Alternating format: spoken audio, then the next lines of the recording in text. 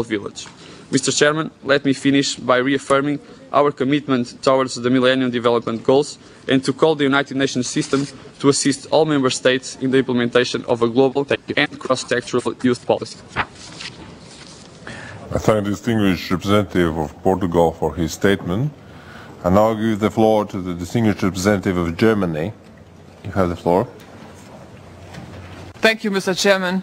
Mr. Chairman, I have the honor to introduce today this year's youth delegates from Germany, which are Mrs. Emily Büning and Mr. Falko Mohrs. And I'd like to say that they represent the interests of German youth. And I'm delighted to pass on the floor to the youth.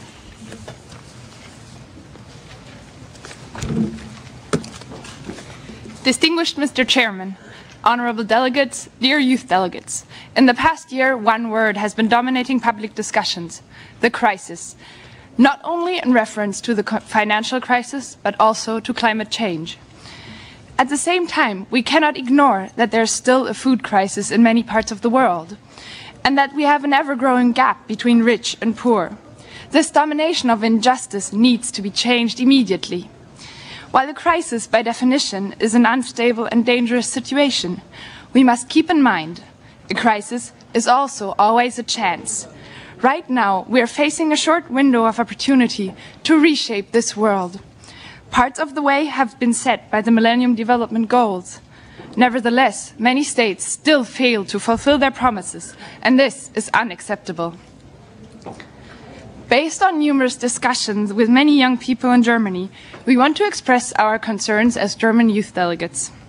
Even though the groups were very diverse, the discussions led to 4 common issues essential to the life of young people and the future for our one world: climate change, education, genuine youth participation, and global youth rights.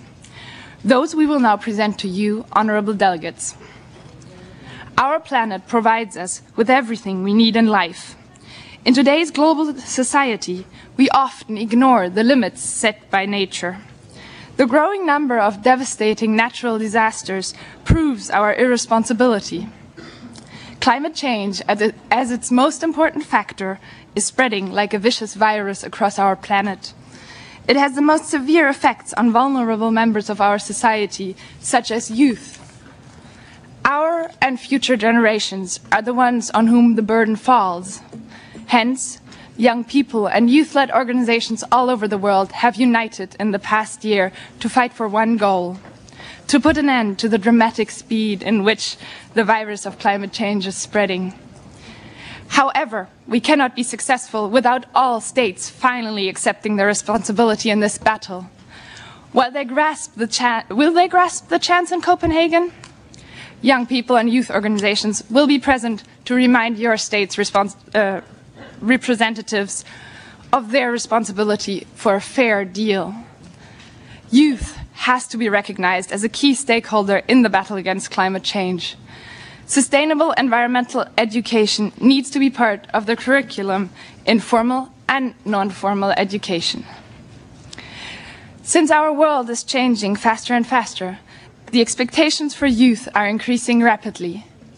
We risk losing young people and their potentials. Education should not be reduced to an economic value, disregarding its importance, especially a holistic approach to and a non-formal education. Both are necessary for young people to shape their personal identity and become responsible members of society. It is a dangerous and disconcerting development that there is hardly any time left for free disposal. Independent youth and youth-led organizations, parties, as well as charity, are providers of non-formal education. They have to be valued and supported by governments, schools, and other stakeholders. The decrease in voluntary work of young people in those organizations poses a threat to democracy and human self-determination. Only if young people grasp the idea of democracy, they can fill it with life. They are the only ones who really know which changes are needed to improve their situation. Therefore, full and effective participation is needed. Youth has to be empowered to take responsibility, starting on a local level, in order to transfer these experiences onto a national and international level. Youth delegates at the United Nations General Assembly are evidence for effective and direct participation. Honorable delegates, we demand all member states to include youth representatives into their national delegation and extend the program to other international conferences such as the UNFCCCs.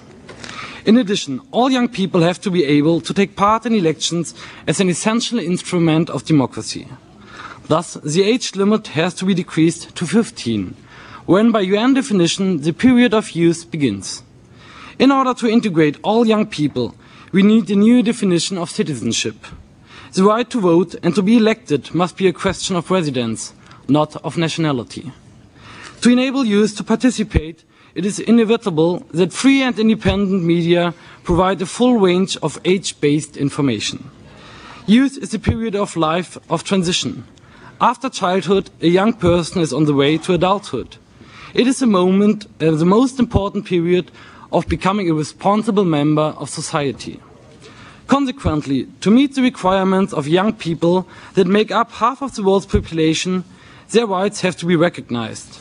So far, only some parts of the world have youth charters already ratified. We ask for a global convention on the rights of youth that allows young people to reach their full potential. It must include the protection against discrimination of any kind. It must ensure youth autonomy, the highest health standard, the right to decent work, to education, and the right to domicile all over the globe. Many young people we met in Germany have raised one further issue: the demand for an ambitious follow-up program for the Millennium Development Goals that will be fulfilled without exceptions and excuses. One important step in this process, which will include youth as an essential partner, is the World Youth Conference in Mexico City in 2010. Responsible behavior of all stakeholders, guided by the principle of good governance and sustainability, is necessary. We ask you, honorable delegates, to respect this in all your decisions. This leads to one simple question: will the states of our common world take our responsibility for the future? And keep one thing in mind: the future starts now.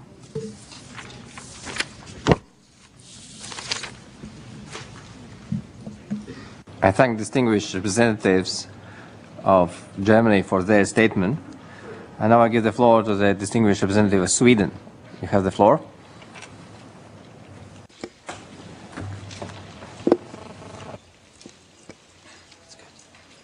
Mr. Chairman, distinguished delegates, ladies and gentlemen, young people don't want your promises. We want you to make a difference. We want you to assure us full participation, good health, and a sustainable development of our societies. Whether we wish to or not, we have to live with the consequences of your decisions today. It is a great pleasure and honor for me to address you here today in the third committee of the United Nations General Assembly in relation to youth and well-being as a youth representative of Sweden, currently the presidency of the European Union. We're, after all,